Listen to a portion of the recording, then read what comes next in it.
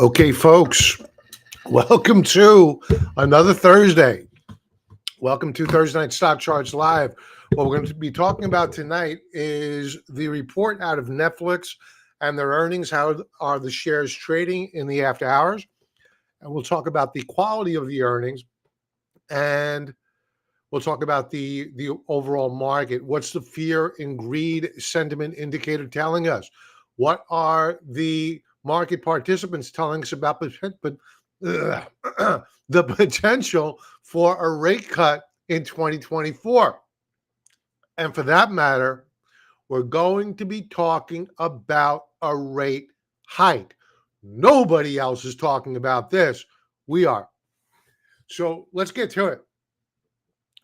Let's talk about Netflix and the fact that they reported earnings. And overall, it was a good report. And I'm looking at the price action. I'm saying, man, this stock should be up. It should be up. That we're missing something. And sure enough, it came out. We'll go to that in a moment. So right now, Netflix is trading down about 5% in the after hours. Not bad. I mean, if you're an option seller into earnings, you made a lot of money here. Normally, Netflix is a very volatile stock on earnings. And if you're selling premium here, you did very, very well tonight. Even if you went way out of the money on that position, you're probably going to do very, very well.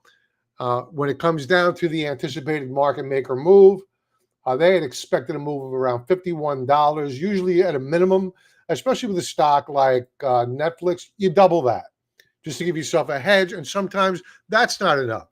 So for those folks that are out there that traded the options, congratulations. And it looks as though you're going to have a good day tomorrow. Now, we have the futures, which have reopened. And we have the NQ, the NASDAQ 100, down fractionally, but coming off of the opening lows.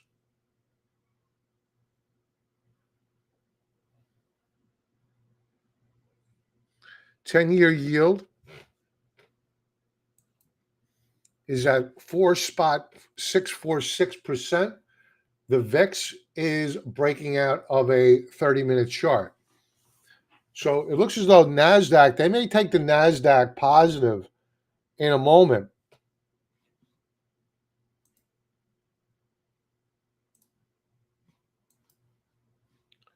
AI stock SMCI down 3.25% on the session. What's NVIDIA doing? That was up, and it's rising now. For whatever reason, SMCI a laggard today. Let's see how Netflix is responding to the reopening of the futures. Nothing. Not much happening here. My guess is we get lower lows. Let's talk about the why behind those lower lows on Netflix. So Netflix came out and they had a really good number. It was a really outstanding number. The problem is that they warn that gains, meaning subscriber gains, are going to slow. And this is the cherry on the cake. They're going to end reporting of quarterly subs. Bad. I mean, you could say this, warns gains will slow. All right, nobody wants to hear that. But nobody wants to hear that you're going to cloak what the real numbers are. The street does not like that at all. And I think the shares are going to get punished tomorrow. I'm frankly surprised they're not getting punished more. I think they got some goodwill out of their earnings beat, their revenue beat. But that's not a wise move. Let's talk a little bit more about their bogeys. Q1 subscriber adds 8 million. So very good report there. Q1 revenue growth, 16 to 17%, blah, blah, blah. Q2 sub adds 4 million. That's seasonally adjusted. I don't know why you would have seasonality in Netflix. I got to think about that. Maybe it's because we're going into the summer. Maybe. So that's a report on Netflix. The big deal here is that subs are going to decline, but they do that seasonally. They made a point of saying that this is a seasonally adjusted number. The problem is they're not going to report on the real number moving forward. That's no bueno. So I think the shares are going to get punished for that. Let's say hello to folks. Pete, welcome. Talon. Hey, brother. Trader Isaac, hello. Welcome. Okay, fear and greed. We'll go to this in a moment. I'm not ready for this yet. Let's talk about the economy this week. And Empire Manufacturing Survey tumbled. They expected a negative read. They got a bigger negative read than what was anticipated. Retail sales, this came in hotter than what was expected. So the economy's slowing. The consumer is spending. Okay.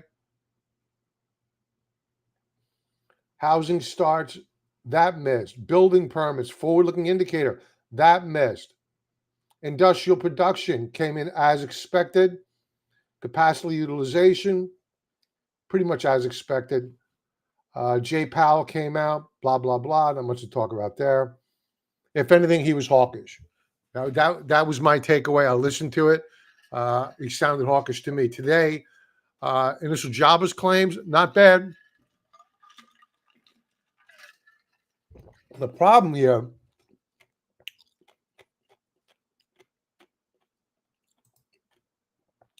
Philly Fed, factory gauge jumps to the highest level in 2 years. Okay? It gets worse from there. Remember, on Wall Street, bad news is good news is bad news. What does a very strong manufacturing survey mean? It means that the economy is growing.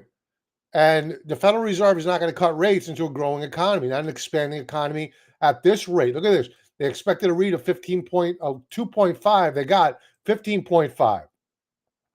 Now, the other thing that happened today was that this dude, Fed head, came out. Williams sees inflation falling closer to 2% target by next year, despite recent bumps.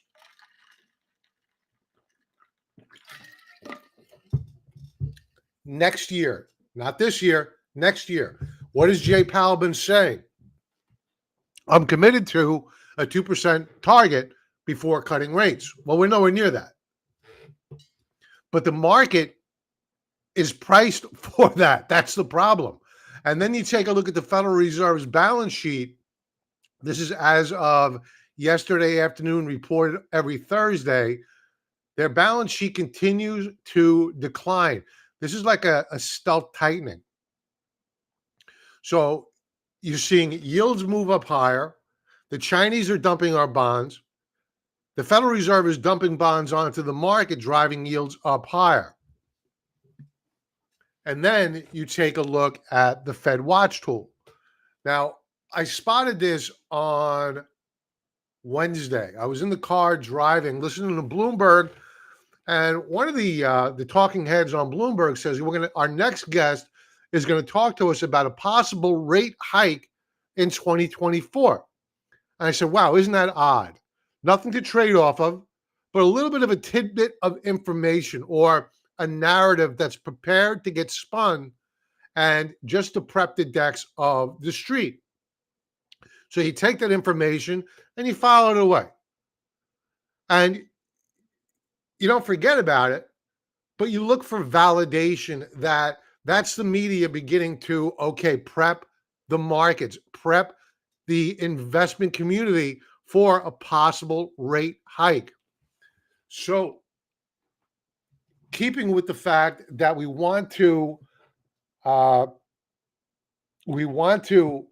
validate any suspicions that we have, well, I did my market wrap on Wednesday night. What happened here? Oh, that's from May. Okay. That's why. Oh, they changed it again. They changed it again.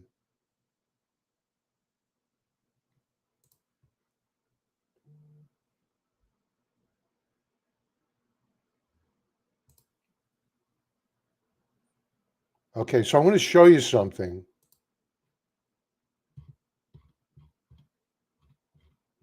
here. So they keep changing this.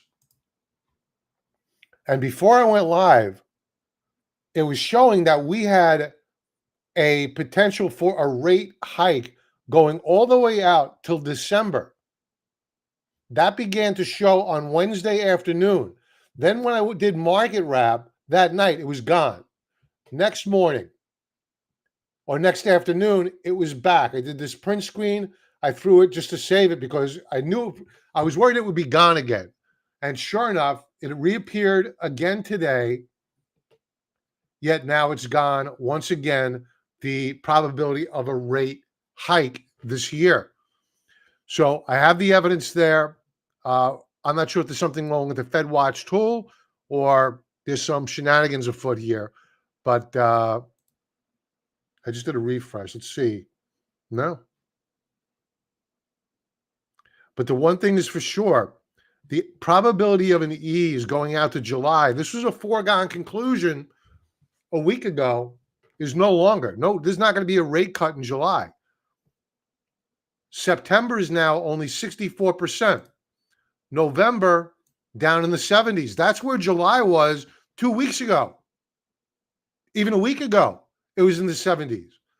December still up in the 80s. So the market has been able to rally on the hope, the carrot and the stick approach, the hope of a rate cut at some point in time in the future. The problem is that we're not getting any indication of that in the Fed Watch tool. And according to Fed Governor Williams, he sees a 2% target by next year. And I think that this is the beginning of the narrative beginning to change. Perhaps not a rate hike this year, but a preparation of the market for no rate cut this year. And at best, a cut in December. Now, if the economy begins to fall off of a cliff, all things changed, and then you're going to be looking at a cut at some point in time in the near future. The problem is that first rate cut is usually the top in the market. So am I of the belief that right now we have seen a top in the market? I'm not utterly convinced of that yet. I think that we're forming a potential top. I think that we're way too early into earnings season, and that what they're going to do is at some point in time, if not tomorrow afternoon, if they open us down hard and they rally us back, it'll set the stage for earnings coming out next week. And there is a lot of earnings. A large number of the S&P reports next week. So it's going to be important to have them have people excited about going into the new trading week. So let's move on. We'll go to the weekly charts in a moment. We'll talk about where I believe the support levels are on this market and what we did today in terms of positioning. We have been short the market, and today was the first day in a while where we took some profits off the table. 25% of our SQQQ trade, that is a leveraged ETF, putting you short of the triple Qs. I took 25% of that off today, and we're going to begin to scale out of that short position as the markets begin to try to probe a bottom here. I do not want to be short on as we're hooking back up. And eventually we're going to get that. We're going to get a reversal here. So I'm optimistic about that. I don't think we're going straight down. So Bitcoin bullion bid as hawkish Fed speak hammers stocks and bonds. True. You have corporate buy box. Remember the since 2020, even before that, you had corporate buybacks that were fueling the vast majority of the stock market move up higher. So you take a look at this now. While corporate buybacks are rising, executives are dumping. Zuckerberg, Bezos, a lot of these guys have been dumping, and they've been dumping for a while. Corporate executives have been selling stock at the fastest pace in over a decade. The percentage of publicly traded firms seeing net purchases from their executives has fallen 12.5%. This is well below the 10-year average of 28%. Usually, in a healthy market environment, the shares oscillate between 20 and 40%. We are at 12.5. Not good. And here is a chart. If you want to do a print screen.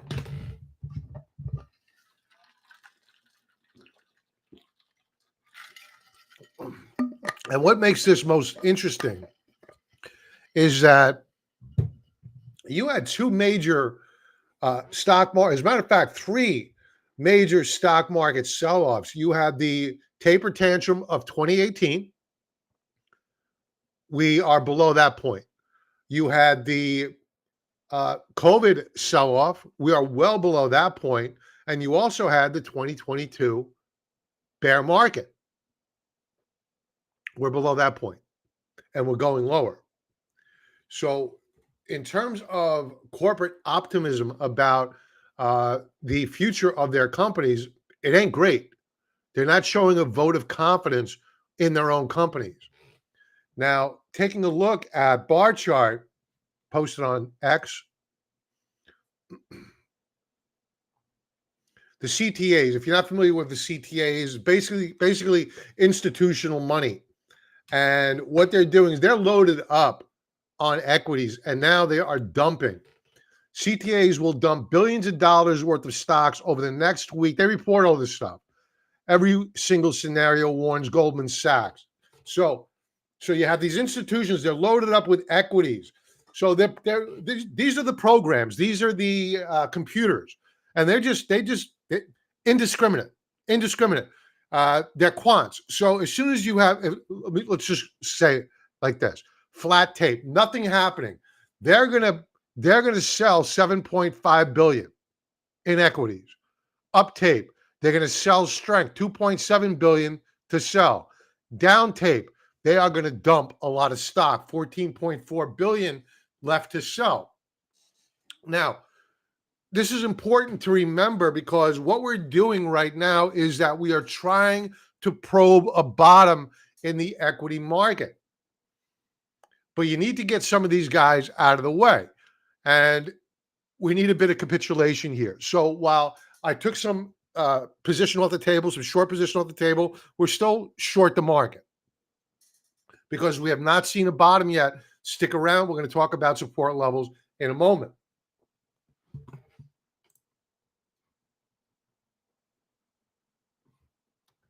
Am I ready for the gold mining stocks yet? I don't think so. No, I'm not ready.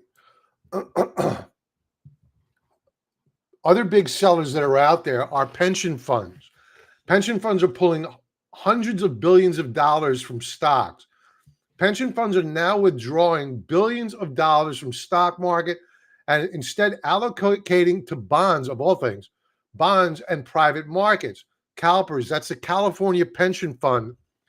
The country's largest publicly pension fund is reportedly planning to withdraw $25 billion from stocks soon. So you have these pension funds withdrawing money from the equity market. You have also the CTAs out there dumping. And this is an aside. Gold and mining stocks possibly constitute the smallest share of global assets in the last century. This is opportunity. I don't think it's opportunity quite yet, but it will be soon. We'll talk about that in a moment. The same people who previously doubted the metal's potential for entering another cycle are now criticizing the miners. If you ask me, the industry offers the most asymmetric opportunity I've seen in my career. The multitude of structural forces driving metals has yet, in my opinion, to prompt a major re-rating of the valuations of these businesses, which continue to linger at reported historically depressed levels. The gold mining stocks, of which we own quite a bit of, they're very, very underowned and very, very underpriced relative to the price of gold. And for that matter, silver. So right now, I would not advocate buying more of the gold mining stocks. I think they're extended. I think gold's extended. I think we need a pullback. If the equity markets continue to sell off here, what does that mean for gold stocks? Well, gold stocks are going to sell off too. Why are they going to sell off? Well, they're stocks. As equities go lower, margin calls go out. And they have to sell what they can sell. And they'll sell gold mining stocks. Gold mining stocks will go down. Gold will go down too, but not as much as the gold mining stocks. So I think there's opportunity out there on any pullback to buy these gold mining stocks if you're not already in there. And we're going to go over the chart of the gold mining stocks today. They showed relative strength versus the rest of the market. Now, as for, how do I put this? We spoke about the negatives in the market, right? We spoke about the CTAs selling. We've spoken about the pension funds selling. You know, is it all doom and gloom? Really? No, it's not all doom and gloom. It's not doom and gloom. All we're in is a new narrative. 2 weeks ago, 3 weeks ago, it was all about new all-time highs. There was no bearishness on the street. It was just clear blue skies. Nobody had a bearish thing to say. Now today, the exact opposite's true. And you need to take a step back. When you're doing this as long as I have, you know, you can get lured into this bearishness, and you got to take a step back and say, okay, whoa. There's a lot of bearishness out there. Are you positioned properly? And so I did a little bit of buying today. And I did a little bit of covering of our short position. Not a lot, but a little bit. So we still have a fairly sizable short position. Why? Because we haven't seen a bottom yet. And the way the markets broke down today, Qs broke support. I'll go over the weekly chart where we did close out the day yesterday above the 20-week moving average, a simple moving average on the Qs. Right now at current, as of this recording, we're below it on a closing basis. Tomorrow's another day. Maybe we'll rally back tomorrow to recapture it, and that'll set the stage for a rally into next week. But right now, not looking great. So let's talk first about market sentiment. As a matter of fact, let's bring up bullish percent index. I always forget the symbol. Here we go. Okay. So what this is I'll keep it simple. When you're up here, there's way too much bullishness. Okay. When you're down in this range, you're in an area of, okay, this is normal. This is where we're supposed to be. We're back to normal. We're back to normal. Does that mean that we can't go all the way down to extreme fear? Of course it can. Yeah, of course we can. But as it stands right now, the froth that we've seen, I know this is noisy, but the froth that we've seen has come off. So what this is going to set the stage for are, yes, your down days, but also a rip your face off rally here and there as they try to probe a bottom.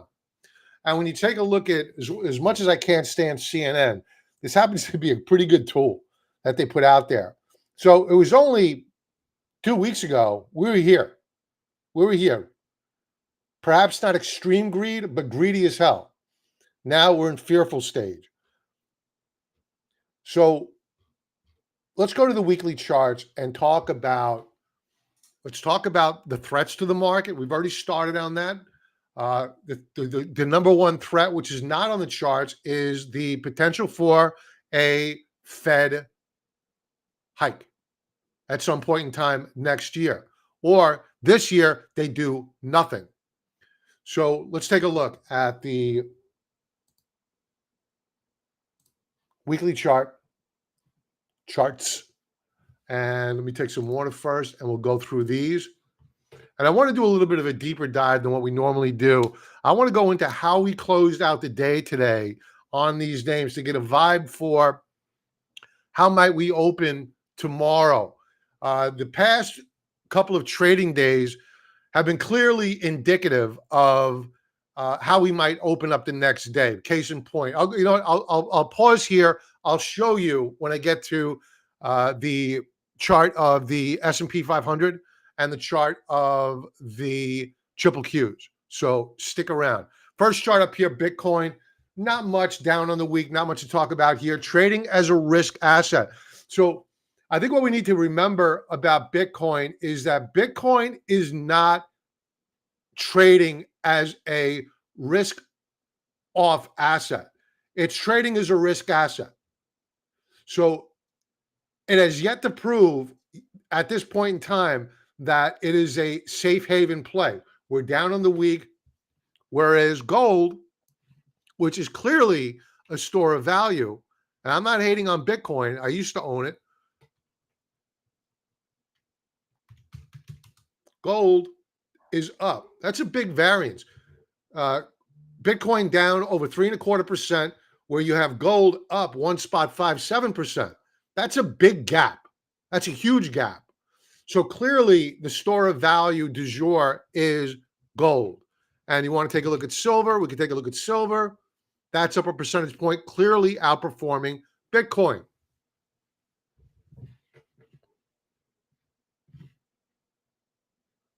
Let's say hello to folks that have joined in. Where are my glasses? I see people typing, and I forget. Sean, hey, brother. Thoughts on the yen? Town, we'll do the yen in about 2 minutes. TZ Burton, hey, brother. Jeffrey, NFE, I put it on the ticker cloud. Okay.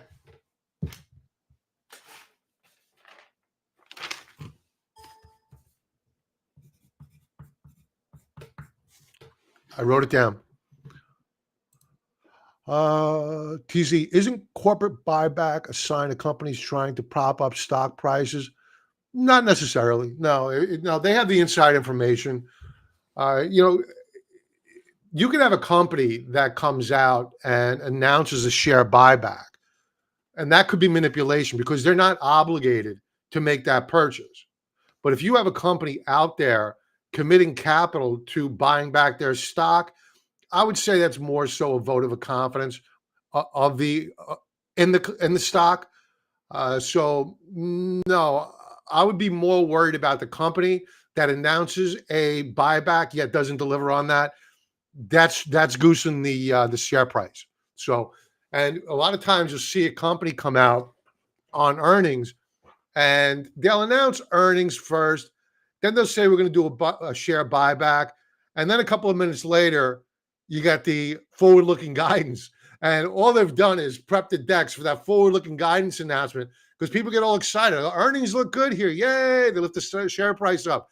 Buyback, yay! The share price goes up. All of a sudden, you get forward-looking guidance, and it's like, so sometimes that game of shenanigans plays out as well. So let's continue on.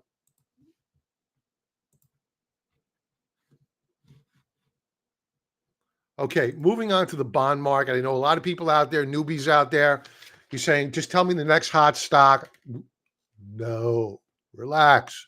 You got to know what the bond market's doing. The bond market is the tail that wags the stock market dog. It's vastly bigger than the stock market, exponentially bigger than the stock market, and far more intelligent than the stock market. When you want to know what the equity market is going to do, you look to bonds first. So 10-year yield, weekly chart. We warned of a breakout several weeks ago back here, and we've broken out. Now, yesterday we got a bit of a pullback. Today we reversed. My phone's blowing up for some reason. Let's go to the daily chart. And yeah, so we didn't have a new daily lower low today. Today's what you call an inside bar. And what you expect from this formation is a is a higher high. Now, it could certainly fail, it could certainly break support, but this chart is very bullish. Momentum is strong. Stochastics, yes, they're overbought, but overbought is a sign of health, and therefore that means weakness in bonds. So, strong chart of yields means a very weak chart for the bond market. So, right now, looking at this chart, I would be careful about equities. TLT, 20-year bond ETF, basically the inverse of what we just looked at. We're in a bond bear market. We entered one about 3 years ago now. Here it is. Jesus, 4 years ago. And we remain in a clear and defined downtrend.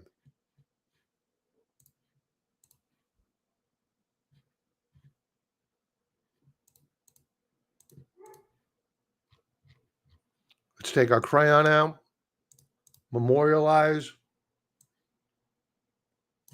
the bear.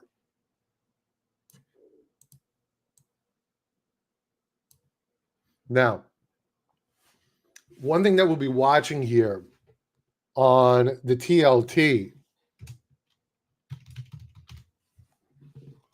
is this. We managed to have broken out on the TLT here in November. Pulled back, attempted consolidation. That consolidation, it's a monthly chart. The month is not over yet, but as it stands right now, it looks as though we're going to head down here to an 85 level on the TLT. I think yields continue up higher here. And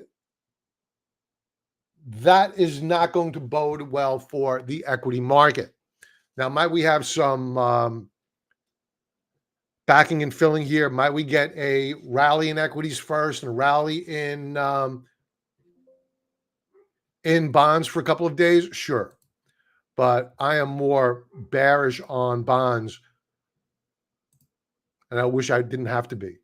But right now it's telling me stay short the market. Tips, breaking down here. These are Treasury inflation protected securities. And what they're telling you right now is that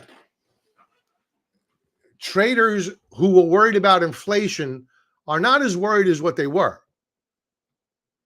But what does that mean for the plays like gold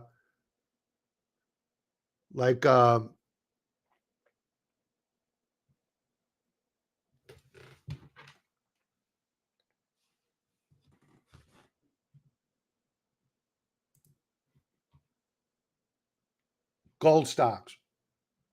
How are they going to hold up in the face of declining yields? Why would you need these if yields are, if the 10-year yield in fear of of inflation is subsiding due to the fact that we already went over this, that the probability of a rate cut is virtually gone now. Why would you need gold and the gold mining stocks to move up higher right now? What the markets are telling you is that even if the Federal Reserve does not cut rates this year, they are still behind the ease of they're still behind inflation. They need to be raising rates right now. But the tip market is saying, okay, we're all right now with the fact that the Federal Reserve is not going to be cutting rates. We're not worried about it. I think that does still mean some volatility for the gold stocks, but right now the gold stocks are looking pretty healthy. But in the case of gold, very, very extended relative to its third standard deviation Bollinger Band in red. We're not supposed to be there. And you could also argue that the reason why gold and the gold stocks are still so elevated is the fact that you have geopolitical risk going on over in the Middle East. And that has yet to really subside. It was at the beginning of the week that we were going into the new trading week worried about a counterattack by Israel on Iran. I haven't heard anything. The markets went down on that news. I haven't heard anything. Is that still an issue? We don't know. So that could be what's keeping a bid under the gold stocks and gold right now. But when that comes off, you need to expect that the dollar, this correlation, the dollar has been highly correlated. I can't believe this. Here, we'll do a correlation chart really quick because it's rare you see this.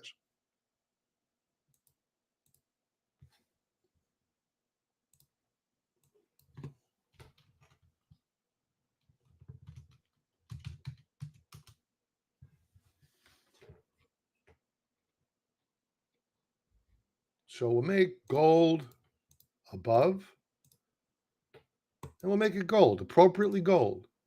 And there you have it. So here's a weekly chart. Rarely do you have a 75% correlation between the US dollar and gold. And when you do, it's short-lived. So at some point in time, this correlation, the fact that the two are trading in tandem, is going to come to an end. And it's going to hurt.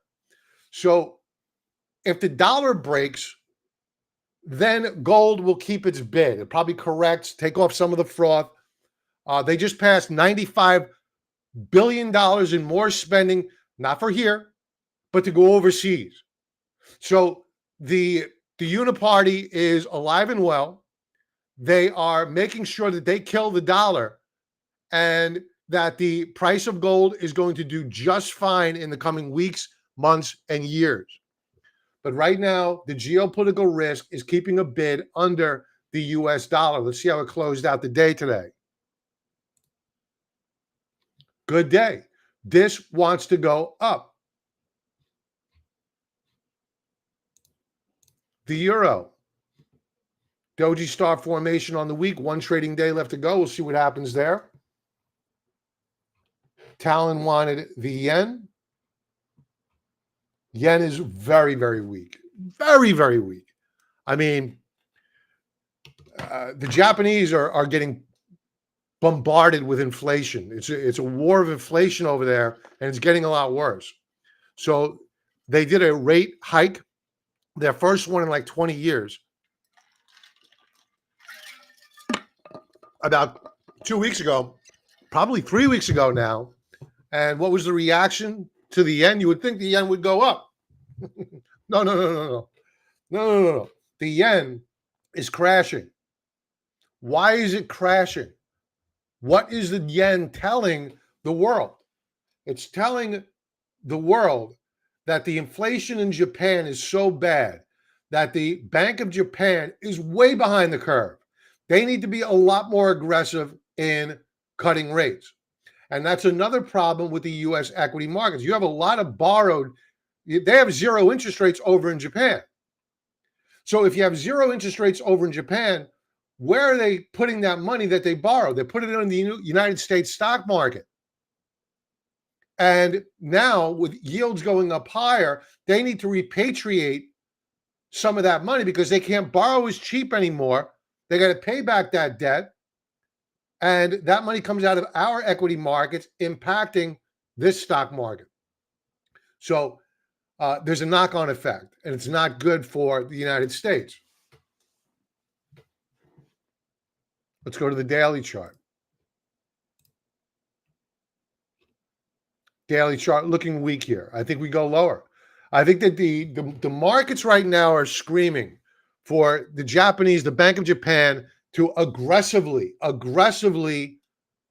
intervene in the markets by raising rates aggressively to stamp out inflation. Once they do that, you're going to see a rally in the yen. And until that time, the currency traders are going to destroy the yen. They're going to hammer them. They smell blood.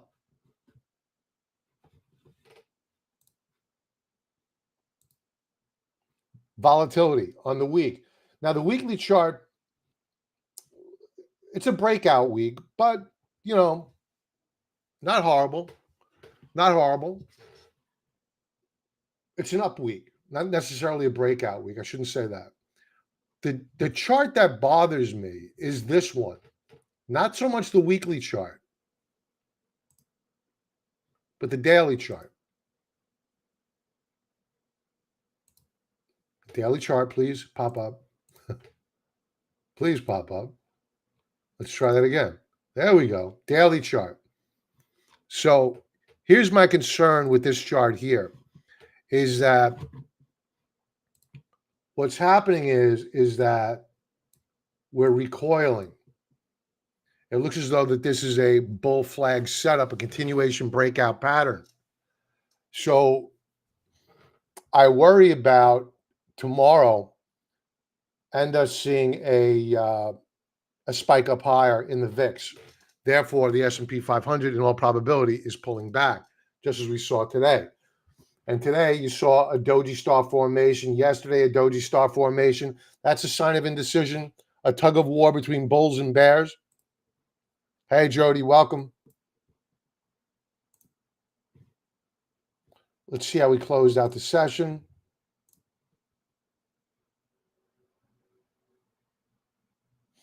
I think odds favor VIX bulls.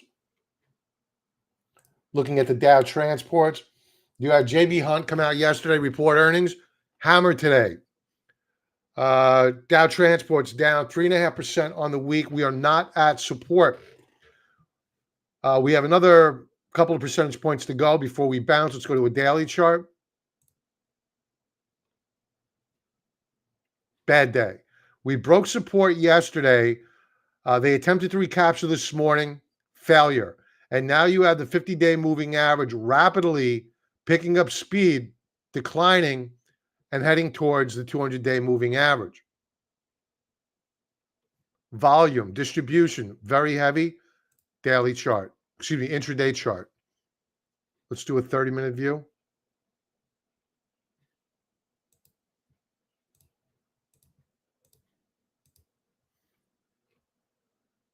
This is going lower.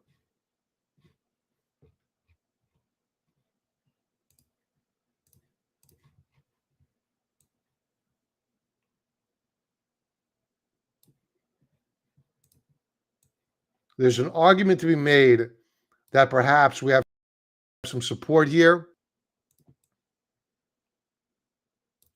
but I think we break lower in the morning. Doesn't mean we close lower. It just means we break lower in the morning.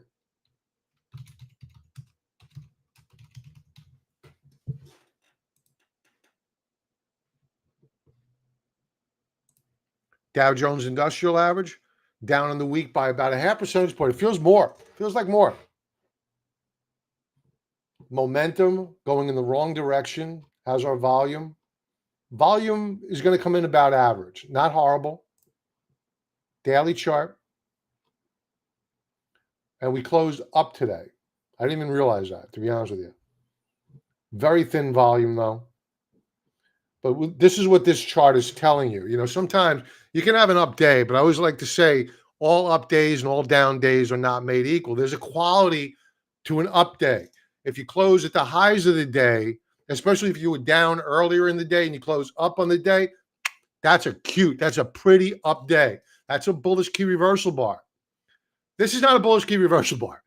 This is another day of the Dow Jones Industrial Average telling us that they have resistance above. Let's throw some lines up here. So there you have it, right at 3,800, 38,000, sorry, 38,000 on the Dow. So it looks as though this is going to break lower.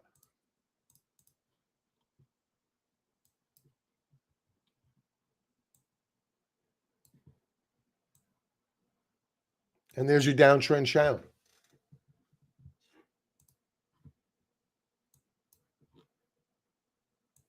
Now, the one thing that we need to take a step back and say is this, is have we had our double top? I would say no. I don't think that we have had a double top here on the Dow Jones. You know, some people may say, well, what about this? That's not a double top. It's a failed breakout. It's what it is. Enough to cause a correction, but I would not call this a double top. And as I always like to say, the test is always at the top. I do believe that we are going to get a rally in the next few days. Today was not a rally. Today was an attempt to hold support. That's it. Consolidation.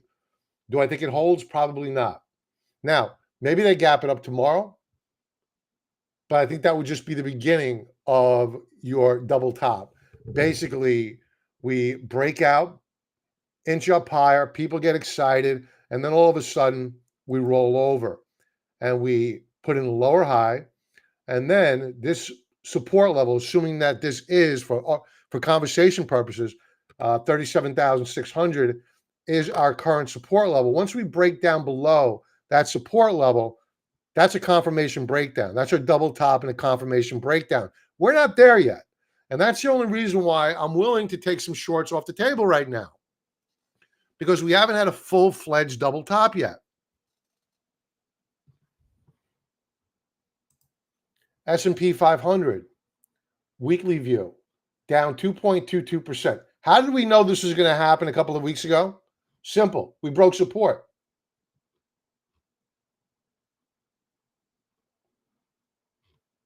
Volume is not horrific here.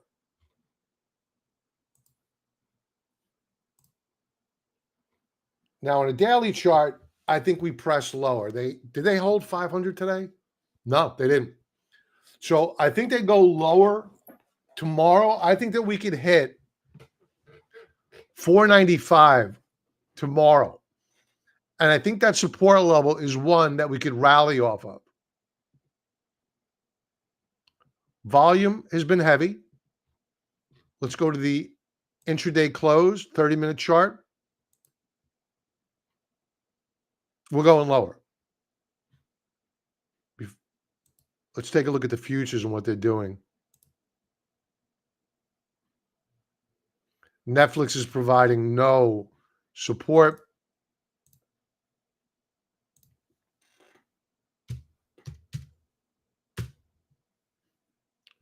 E-minis are flat. So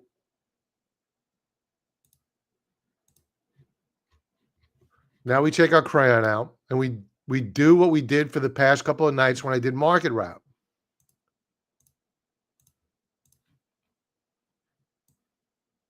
We draw another resistance level. And what they do is, this is the game that they play, and you can't fall into it. And this is why, if you're a day trader, I'm not a day trader. If you're playing this game of trying to catch the bottom here because they paint the tape with bright green futures in the morning, you're going to go broke. You can't buy a morning rally. That is not what bottoms are made of. You need a washout. And we are not there. Simply not there. And this chart is telling us they tried to get everybody excited at the close on the 16th. That was rejected. They tried to bring it up higher on the 17th, failed, broke lower. Then rallied it into the close, that faded. Then this morning, rallied the market. Everybody got excited, rah, rah, rah. Netflix earnings coming out after the bell. They're going to rally the stock market today. What do? They close it at the lows of the day. So do not go chasing the bright green futures. That's like a diamond jig to a barracuda. They know exactly what you're thinking. They have you thinking that there's FOMO, your fear of missing out. You're missing out on nothing. The money will be made by the patience that you display. Allow for that big morning sell-off. Know your support levels. Have the capital at hand, ready to put in your advanced orders and ready to buy once, if you want the S&P 500. Look at these spiders at 495. That's a good support level at which to begin bargain hunting and betting on a reversal bar. If you're thinking about buying this market at an area where there's no support below, you're going it alone. It's like Nemo. You remember in this movie Nemo? And this sounds strange coming from a contrarian, but a lot of times contrarians are wrong because they want to outsmart the market. You can't outsmart the market. You can get ahead of your competition, but you're not going to outsmart the market. So Nemo was always getting yelled at because he would stray away from the reef and go swimming out in the open. But that's a dangerous contrarian play. So the street knows that they want you to become a Nemo. They want you to stray from that coral reef and go buying stocks at the bright green future. And then all of a sudden you get hammered. You get eaten by a shark. Don't get eaten by sharks. Wait for a horrible, horrible down morning, and then you get your bullish reversal off of a support level. If you're wondering what a bullish reversal bar is, I have a 5-part video tutorial below. It's free. 5-part video tutorial, my top 5 favorite candlestick patterns. Take advantage of it. So this is going to break lower tomorrow. The first time I ever brought Nemo into a conversation before. So yes, only when I'm live. Jody, welcome. Always welcome. Late, not late. Disaffected Canadian. Natural gas still not going down much. Yeah, I think we're putting in a bottom. Inventory report came out today. Inventories built, but we're far closer to the 5-year historical average than we have been in quite some time. So we may be getting ready for a pump up higher. See that? This is how I'm connecting with people, is by tugging at the heartstrings of the viewer. I like that movie too, to be honest with you. Okay, moving on. Trip Qs. So we went short of the Qs. We did it in tranches, a mixture of put options and the SQQQ, and it's treated as well. Now, the weekly chart, it's important to identify the fact that we are at current below the 20-week simple moving average, not the EMA, but the SMA, and that is represented here in green. That should be a support level. So what I think that they may do tomorrow, daily chart, I don't know what's going on here. Try that again. Daily chart. Okay. So as you can see here, what we did today was we broke down below not just the lower band of support, but also down below a key support level at around 424.75, around there. Now, one thing that we need to keep an eye on is the fact that we are using the stochastics at very close to extreme oversold levels on the triple Qs. Does that mean it can't go down any further? I think it does. I think we could pull down to $420.75, and then we rally off of that level. And we'll try to recapture this 425 mark. If we don't recapture it by the end of business tomorrow, that sets us up for a rough week next week. But I think there's probably going to be some sort of an effort tomorrow to get this market to rally. Could be wrong. 30-minute chart. Now, very similar to what we saw on the S&P 500. What was the quality of the close? Did we see buying? Did we see selling? We saw net bearishness. Let's illustrate. Every time we hit 424.55, we got rejected. So whenever you see this, you're probably going to get a downside move. They need to take out stops. You have a lot of weak hands here. They need to get wiped out. And I think that they're going to probably break this market south tomorrow down to that 420 mark and then try to rally us off of it. So that's my guess. That doesn't mean they can't try to rally the futures in the morning. Don't be surprised when to do that, but expect it to fade.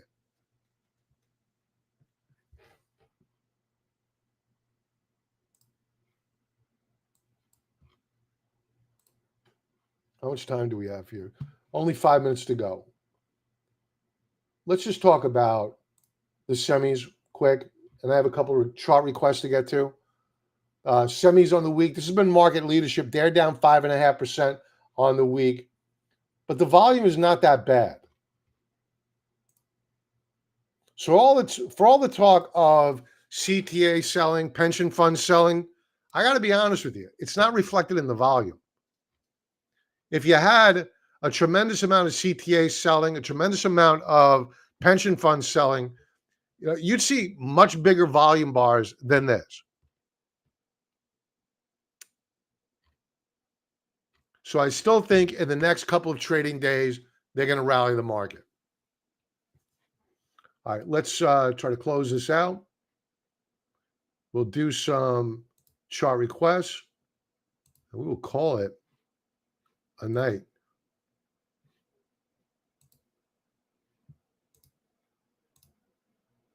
Okay. Now, the first one up, NFE. New Fortress Energy. I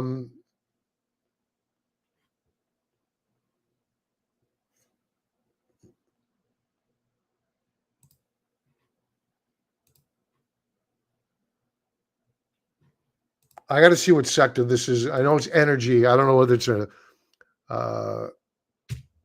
driller, a utility.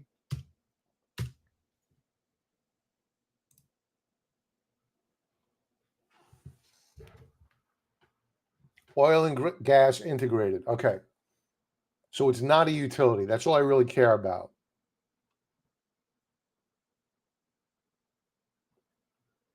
Good growth rate. Wow. Look at that. I'm surprised their composite rating is so poor.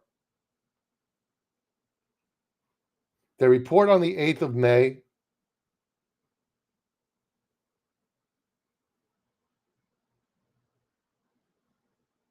It's got good sales. This must have a lot of debt. Return on equity, 38.7%. This is a good little company. Very good company. 3-year EPS growth, 93%. Earnings per share estimate, 43%. ROE, 38.7%. Sales growth, 39%. 3-year sales growth rate, 82%. As I said before, debt. Debt always gets you.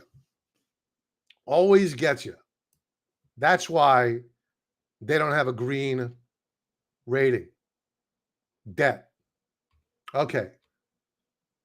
Now I understand better. Okay, so let's go to the monthly chart first. Monthly chart, Bob. There you go. All right. We're at support.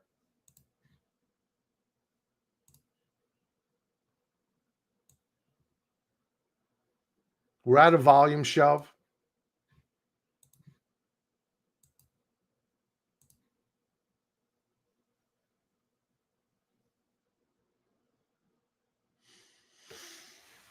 I think that this could be bought.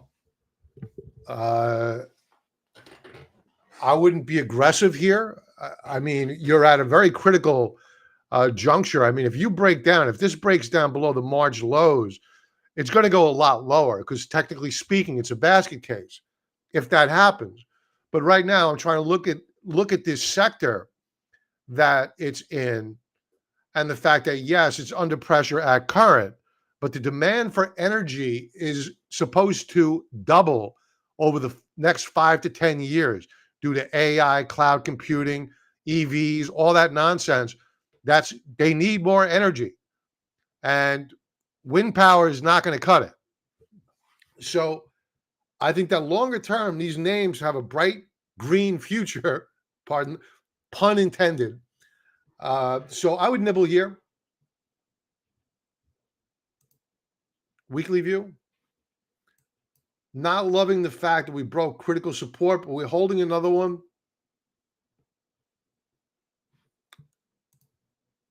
Daily view.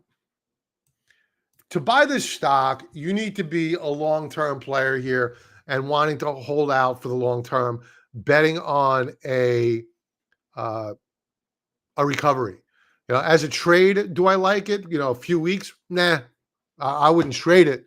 But if you're betting on a long-term recovery in the play and you're a believer in the space, then sure, I'd buy it. What's it yielding?